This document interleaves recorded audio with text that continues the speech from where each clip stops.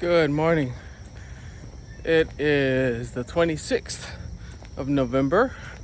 It is 5:34 in the morning. It is a Friday. You know what that means. Is it Friday? Yeah, I'm sure it's Friday. It's Friday! Which means it's a Fable Friday. Every week I try to find a fable, try to find a story, which actually this week, here's my mile. This week isn't a fable, just more of a story. And every Friday I try to find a story, share with you. Maybe you can pull out some lessons from it that maybe even I didn't think of. But anyway, here we go. It's called The Hospital Window. And it's a pretty widely circulated story, so maybe you've heard it already. Well, let me tell it again. There are two patients in a hospital room. One patient who sat by a window, and the other patient who was bedridden, and because his back was hurt, he couldn't sit up in his bed, so he laid there flat on his back. The man next to the window was propped up, sitting up in his bed every an hour or so a day to drain out the fluids from his lungs so that he could breathe. As he sat up in the mornings, he would relate to the man lying down of all the things he could see outside. He saw young lovers hand in hand. He saw birds flying in the sky. At other times, he saw a parade going by.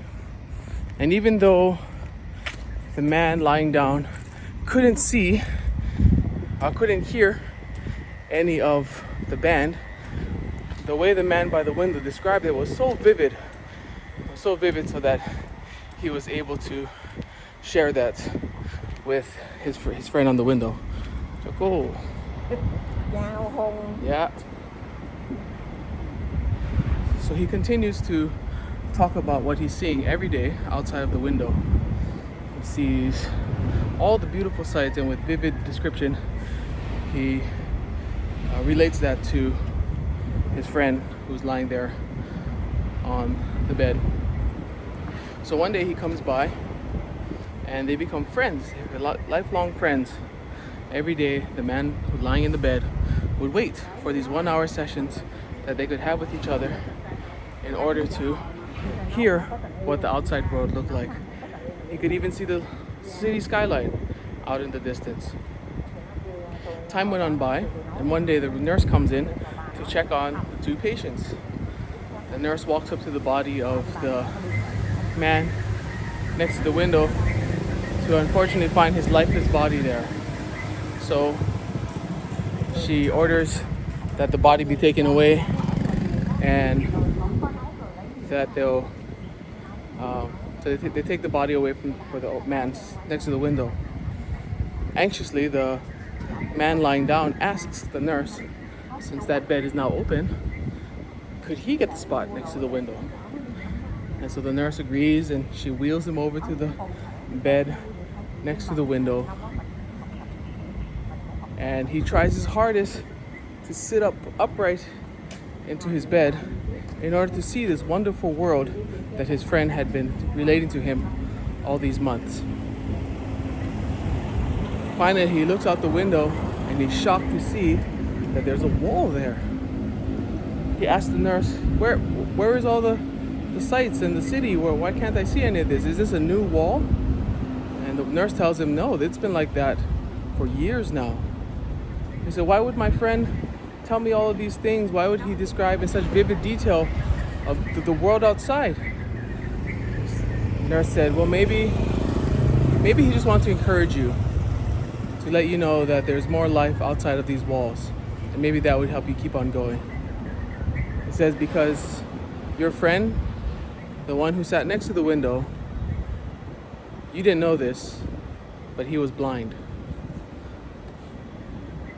And that's the end of the story.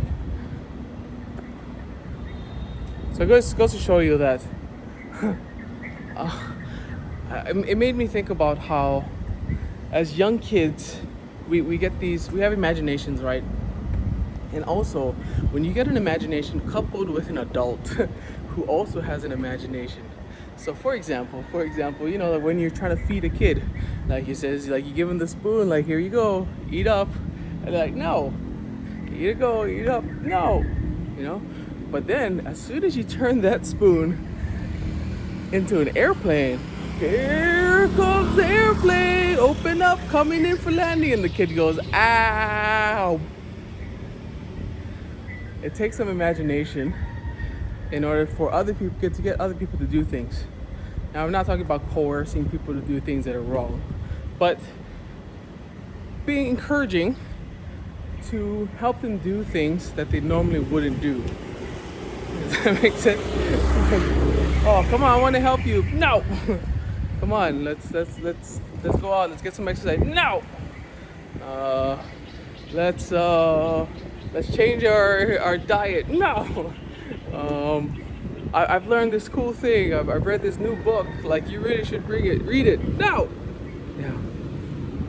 But my magic button is if somebody can turn this into a game, a competition. Hey, the underlying factor is, hey, I want to help you get into shape, but it's not approached like that.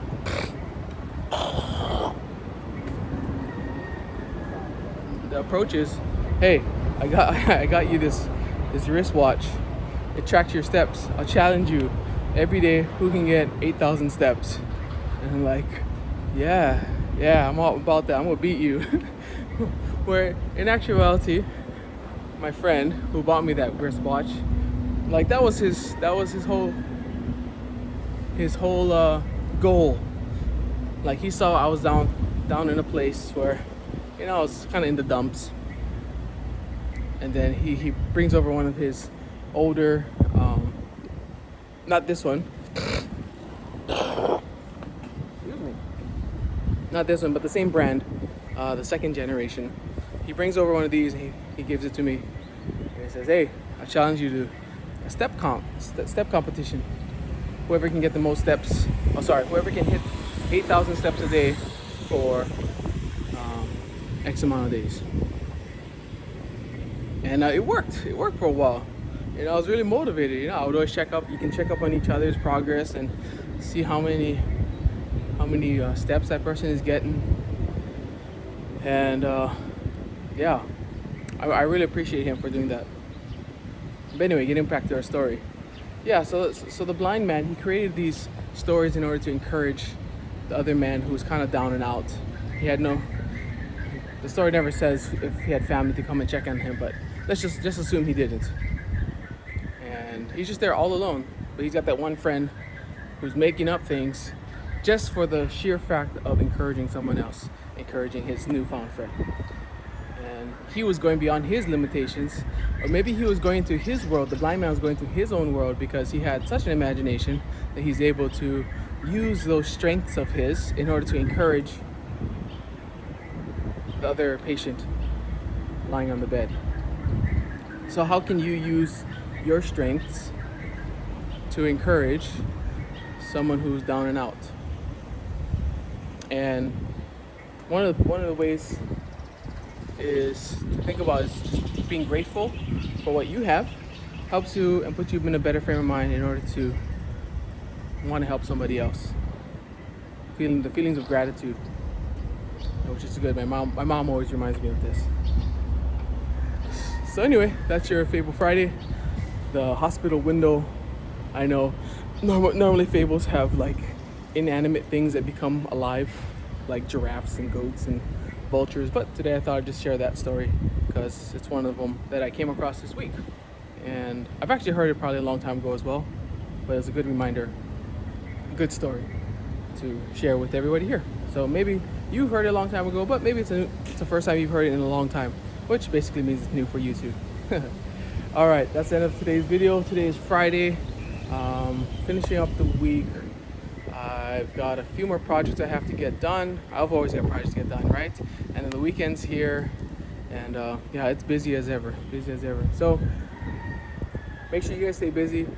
And one quick thought is, if you have some downtime, some dead time, try to use that time for learning.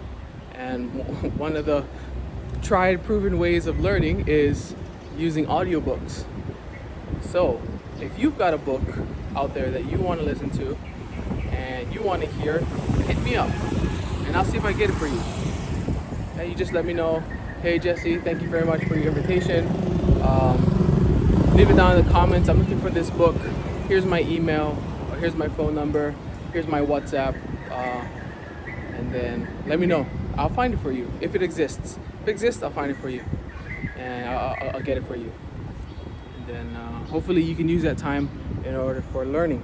Well, maybe you're, I don't know, sewing, or you're out for a run. I find that when I'm on my runs, that's the best time for me to kind of get some extra education and learning. And yeah, let me know. Or if not, then I can suggest something else to read along the lines of what you are looking for. All right.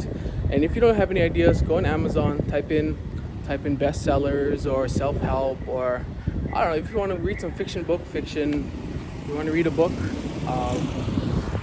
yeah, type it in, read some of the reviews, find a book that you like, hit me up, and then I'll get that book for you. And you let me know. Okay? Awesome. Stay consistent, stay great, stay amazing. You guys are awesome. And self-discipline. Every day. Today's a nice day. I'm not gonna lie. Today's a very, very nice day. It's pretty chilly right now in the morning, so I'm liking that weather.